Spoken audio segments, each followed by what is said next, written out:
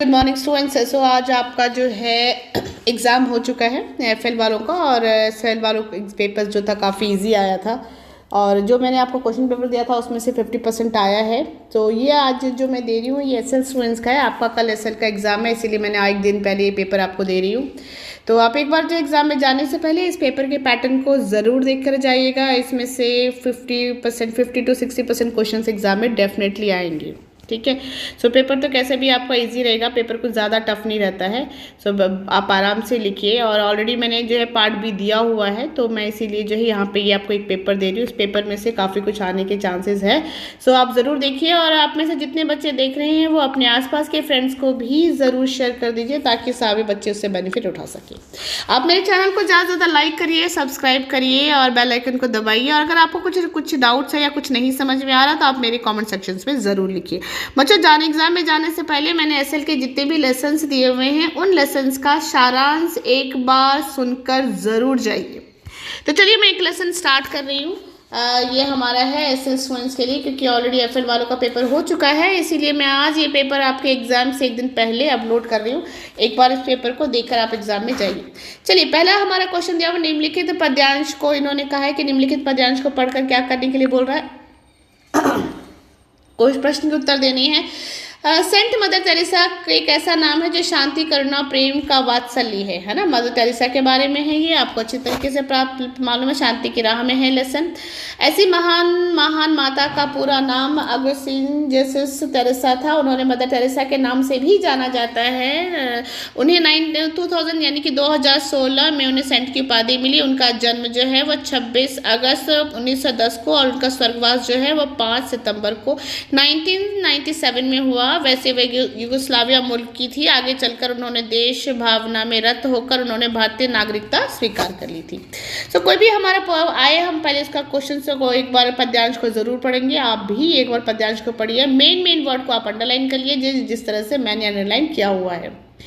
आज 26 अगस्त को 1910 से में उनका स्वर्गवास हो गया, मतलब उनके निधन हो गया था। और 5 सितंबर 1997 में हुआ था। वैसे तो युगोस्लाविया मुल्क की थी। आगे चलकर सेवा की भावना में रत होकर उन्होंने भारत की नागरिकता स्वीकार कर ली। आरंभ में उन्होंने अध्यापिका के रूप में काम किया, किंतु उनका सपना कुछ और ही था। वे अनाथ, गरीब और रोगियों की सेवा करना चाहती थी। इसीलिए उन्होंने 1950 में कोलकाता में मिशनरी ऑफ चैरिटी की स्थापना की। उनके द्वारा स्थापित संस्था को निर्मल हृदय कहते हैं। सो ये था हमारा मदर टेरेसा के बारे में। थोड़ा सा इन्होंने जो है मदर टेरेसा के बारे में जो सेंट दिया हुआ है। चलिए अब हम आगे देखेंगे कि इसके अंदर जो है किस टाइप कौन से क्वेश्चंस जो है वो किस टाइप के क्वेश्चंस है, क्या क्या क्वेश्चंस में पूछा जा रहा है, ये चलिए हम एक बार जो है वो देखेंगे। तो यहाँ पे हमारे क्वेश्चन है, देखिए आप यहाँ पे ध्यान से देखिए। क्वेश्चन हमारा दिया हुआ है मदर टेरेसा का पूरा नाम, उसका मदर टेरेसा का नाम किसका पर्याय कहलाता है। तो ऑलरेडी यहाँ पे मदर टेरेसा के बारे में दिया हुआ था भाई, उनका जो है नाम, मदर टेरेसा का नाम जो था वो किसका पर्याय कहलाता है। तो एक बार हम इसको क्या कहते हैं देखेंगे कि भाई मदर टेरेसा के बारे में इन्होंने किसके बारे में देखिए यहाँ पे दिया हुआ है वात्सल्य, प्रेम, शांति और करुणा, है ना, दिया हुआ है ना। वात्सल्य, प्रेम और शांति और करुणा का पर्याय कहलाता है। तो इस तरह से हम इसको दे सकते हैं कि भाई मदर टेरेसा का नाम जो है शांति, प्रेम और करुणा जो है वो उसका वात्सल्य कहलाता है, ठीक है। दूसरा क्वेश्चन इन्होंने क्या दिया हुआ है, चलिए हम एक बार इनका दूसरा क्वेश्चन भी देखेंगे। दूसरा क्वेश्चन दिया मदर टेरेसा को कौन सी उपाधि दी गई थी। तो भाई मदर टेरेसा को जो है किसकी उपाधि दी गई थी। मदर टेरेसा को उन्होंने सेंट की उपाधि दी थी, है ना। 1626 में मदर टेरेसा को जो है उन्होंने जो है सेंट की उपाधि दी थी। ये हम यहाँ पे इसका आंसर ये लिख देंगे। क्वेश्चन नंबर कौन सा, क्वेश्चन नंबर 4 है। उन्होंने भारत की नागरिकता क्यों स्वीकार कर ली, क्योंकि वो भारत की नागरिकता उन्होंने वहाँ के लोगों की सेवा करना चाहती थी, इसलिए उन्होंने भारत की नागरिकता को स्वीकार कर लिया था, ठीक है। मदर टेरेसा किनकी सेवा करती, भाई मदर टेरेसा जो है अनाथ, गरीब, असहाय बच्चों की सहायता करती थी, राइट। निर्मल हृदय क्या है। तो भाई निर्मल हृदय जो एक संस्था है, ऑर्गेनाइजेशन है, जहाँ पे कि गरीब, अनाथ और बीमार बच्चों की सहायता की जाती है। इस तरह से आप इस क्वेश्चन का आंसर दे सकते हैं। चलिए नेक्स्ट क्या दिया हुआ, निम्नलिखित पद्यांश को पढ़कर वाक्यों कुश्ती हमेशा से लोगों के बीच में आकर्षण का केंद्र बना रहा है, 2000 बनी रही है और हजार वर्षों से अधिक समय से पहलवान इस देश की संस्कृति का विरासत का हिस्सा है। भारत के इतिहास में कई पहलवान हुए जिन्हें गामा पहलवान, दारा सिंह, सुशील कुमार आदि के नाम स्वर्ण अक्षर में लिखा जाता है। महिलाओं ने भी इस खेल में हिस्सा रचे। सैनिकों की काली राम देश की पहली महिला थी जिन्होंने एशिया गेम्स में हिस्सा लेने का मौका मिला। साक्षी 1916 में ब्राजील ओलंपिक में 58 किलोग्राम का ब्रांज मेडल जीता। भारत में साक्षी मलिक ओलंपिक जीतने वाली पहली महिला पहलवान थी और गीता फोगाट भारत में एक होनहार महिला लिफ्टर भी हुई। ठीक है, वेट लिफ्टर भी। इस तरह से इन्होंने यहाँ पे क्वेश्चन दिया हुआ है।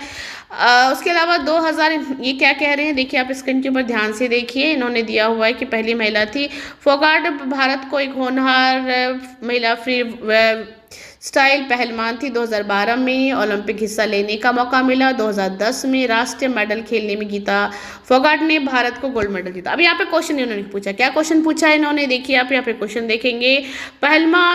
पहलवान अनेक वर्षों से किसका हिस्सा रहे। तो भाई पहलवान जो थे वो अनेक वर्षों से किसका हिस्सा रहे, तो देश की सब, यहाँ पे देखिए मैंने अंडरलाइन करके दिया है, इस देश की संस्कृति विरासत का हिस्सा रहे। तो क्या लिखेंगे हम, पहलवान अनेक वर्षों से किसके हिस्सा रहे, पहलवान अनेक वर्षों से देश की विरासत का हिस्सा रहे, देश की विरासत और संस्कृति का हिस्सा रहे, इस तरह से लिखेंगे।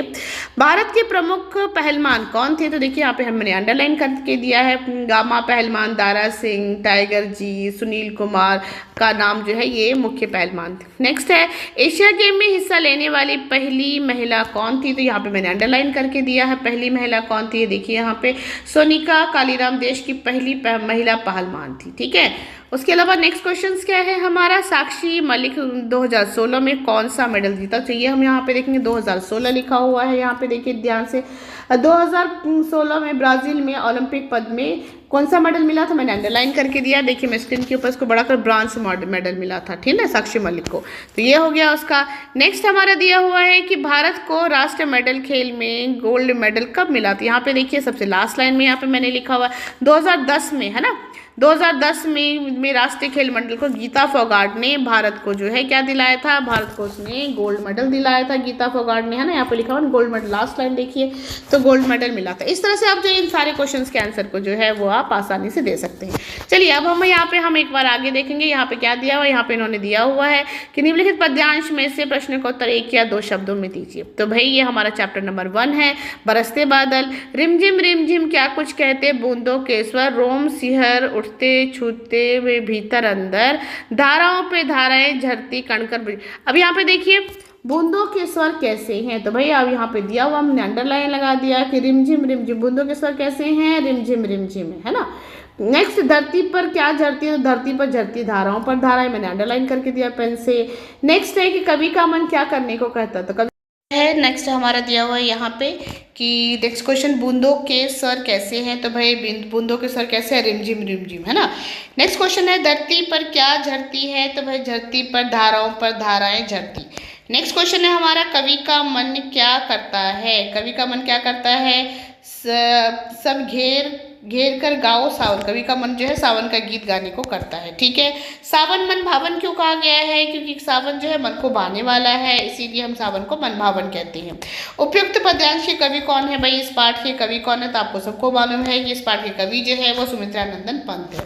चलिए नेक्स्ट क्वेश्चन है हमारा, क्वेश्चन नंबर 16 है, माँ मुझे आने दो कविता में कवित्री के बारे में, है ना।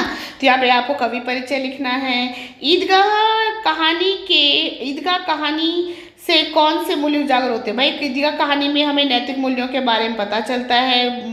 नैतिक मूल्यों में हमें जो है जैसे बड़ों का आदर करना चाहिए, सम्मान करना चाहिए, है ना। उसके अलावा आप जो है क्या कहते हैं, जिस तरह से हमीद ने अपनी दादी का अपना ध्यान रखा, उसके लिए चिमटा लाया, उसके बारे में आप दे सकते हैं। नेक्स्ट क्वेश्चन कह रहा है कि क्वेश्चन नंबर 18, हमारे जीवन में श्रम का क्या महत्व है, हमारे जीवन में श्रम का बहुत अधिक महत्व है। श्रम ही सफलता की कुंजी है, जो व्यक्ति श्रम करता है वही जीवन में सफल होता है। ठीक है, उसके बाद आप कण के आधिकारिक पाठ के आधार पर दे सकते हैं। क्वेश्चंस का 2 पार्ट है, तो आप उस तरह से दे सकते हैं। अंतर्राष्ट्रीय स्तर पर हिंदी के महत्व को समझाइए।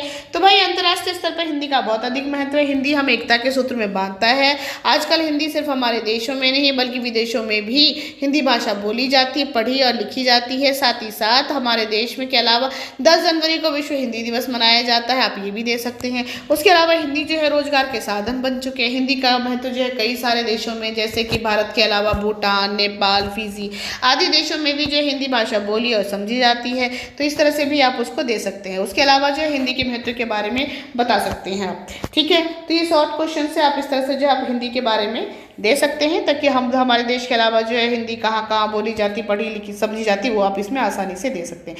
चलिए अब हमारा नेक्स्ट क्वेश्चन है। जो हमारा क्वेश्चन जो है वो क्या कहते हैं, आपको 8 मार्क्स का क्वेश्चन है। वो क्वेश्चन हम एक बार देखेंगे किस क्वेश्चन के अंदर क्या क्या है। ये तो हमारे 19 नेक्स्ट क्वेश्चन। अभी यहाँ पे देखिए 3 और 4 पंक्ति में तो आपको क्वेश्चन समझ में आ चुका है आसानी से। अब यहाँ पे हम देखेंगे कि नेक्स्ट क्वेश्चन हमारा कौन सा है। तो नेक्स्ट क्वेश्चन हमारा जो दिया हुआ 8 मार्क्स का क्वेश्चन है। आपको पहले दिया हुआ बरसते बादल कविता के आधार पर लिखिए कि वर्षा आने से प्राणियों की प्रक्रिया क्या होती है। तो भाई इसमें पाठ हमेशा देखिए, प्रश्न परिचय लिखिए, उसके बाद पाठ का सारांश लिखिए, लास्ट में आपको संदेश लिखिए।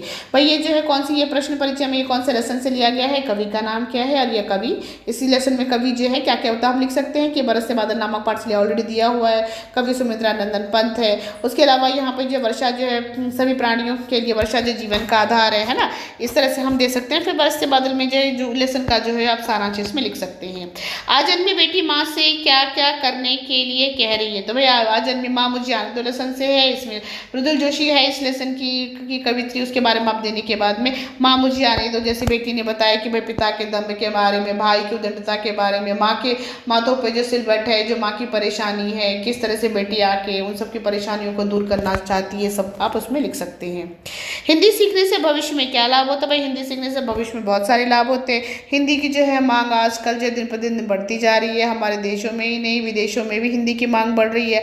हिंदी जो हिंदी से जो है हमारे मनोरंजन के साधन बन चुके हैं। हिंदी सीखने, पढ़ने और समझने से हम अपने देश की संस्कृति सभ्यता को समझ सकते हैं। हिंदी हमें एकता के सूत्र में बांधती है।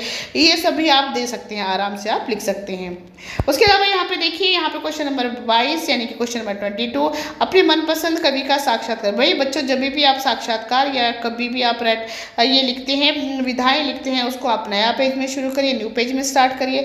सबसे पहले आप यहाँ पे क्वेश्चन नंबर डालिए, सेक्शन नंबर डालिए, साक्षात्कार लिखिए। अब साक्षात्कार में प्रश्नावली था, प्रश्नावली डालिए, उसके नीचे मनपसंद कवि, जो भी कवि का आप इंटरव्यू लेना चाहते हैं। कभी भी साक्षात्कार लेते वक्त या प्रश्नावली बनाते वक्त उसको 3 ट्रैक में बांटिए। पहला है व्यक्तिगत प्रश्न, दूसरा है व्यावसायिक और तीसरा होता है संदेश। व्यक्तिगत का मतलब होता है कि आपका नाम क्या है, आपने पढ़ाई कहाँ से की है, आपका माता पिता के नाम क्या, ये हो गया व्यक्तिगत। उसके बाद है समाज के लिए आप क्या करना चाहते हैं, देश के लिए आप क्या करना चाहते हैं, आपने कितनी कविताएं लिखी, क्या पुरस्कार मिले हैं ये। और उसके बाद आखिरी में संदेश कि आप देश के नौजवानों को, बच्चों को क्या संदेश देना चाहते हैं।